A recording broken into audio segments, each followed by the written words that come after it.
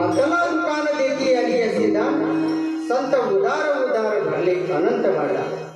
महाराज म्हणतात, अरे जीवाच्या ठिकाणची अपूर्णता जावी आणि परिपूर्णता यावी, त्याच्याकरता परमतत्व भेटावं आणि ते परमात्मा नावाची वस्तू प्राप्त करून घ्यायची असेल तर ज्ञान पाहिजे.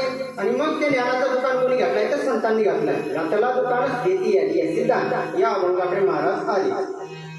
आता महाराज एकाने प्रश्न केला, ठीक आहे महाराज, तुम्ही म्हणता संतांनी दुकान घातलं पण त्या दुकानाचं वैशिष्ट्य काय आहे महाराज?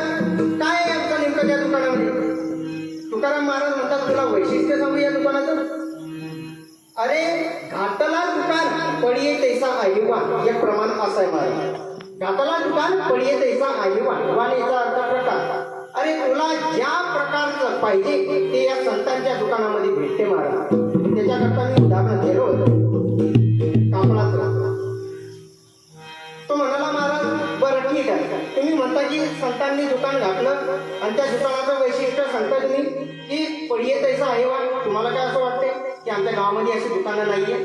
आमच्या गावात सुद्धा अशी काही भले मोठे मोठे काही दुकानं आहेत की तिथे आम्हाला ज्या प्रकारचं लागते त्या प्रकारच्या वस्तू मिळतात महाराज. बरोबर ठीक आहे.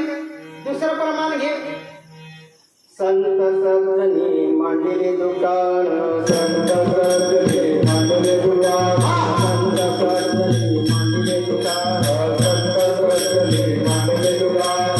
ही दया पाहिजे ते आहे, ही दया पाहिजे ते आहे, ही दया पाहिजे ते आहे, ही दया पाहिजे ते आहे. गोपी गोपी गोदार दादी, गोपी गोपी गोदार दादी, दयाकडे बोलणं पाहिजे, दयाकडे बोलणं पाहिजे, दयाकडे बोलणं पाहिजे, दयाकडे बोलणं पाहिजे.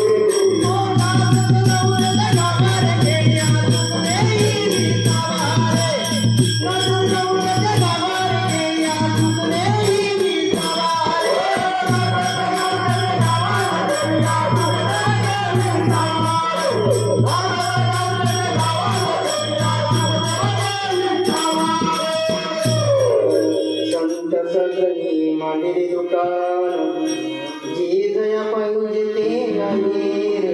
अरे तुला ज्या प्रकारचं पाहिजे ते तर भेटत, पण तुला जे जे काही पाहिजे असेल ते सर्व या संतांच्या दुकानामध्ये भेटतं. बघा ना महाराज, आपल्या गावातच काही कमी वस्तू भेटतं का? चौकात जर कधी गेलं तर आपल्याला भाजीपाला भेटतो, बरोबर? आपल्याला आपल्या गावातच आहे ना दुकानं. किती दुकान आहे? भाजीपाल्याचं दुकान आहे, सिमेंटाचं दुकान आहे, मेडिकल आहे, फवाऱ्याच्या औषधीचं दुकान आहे, किराण्याचं दुकान आहे. आणि तुला जे जे पाहिजे ते सर्व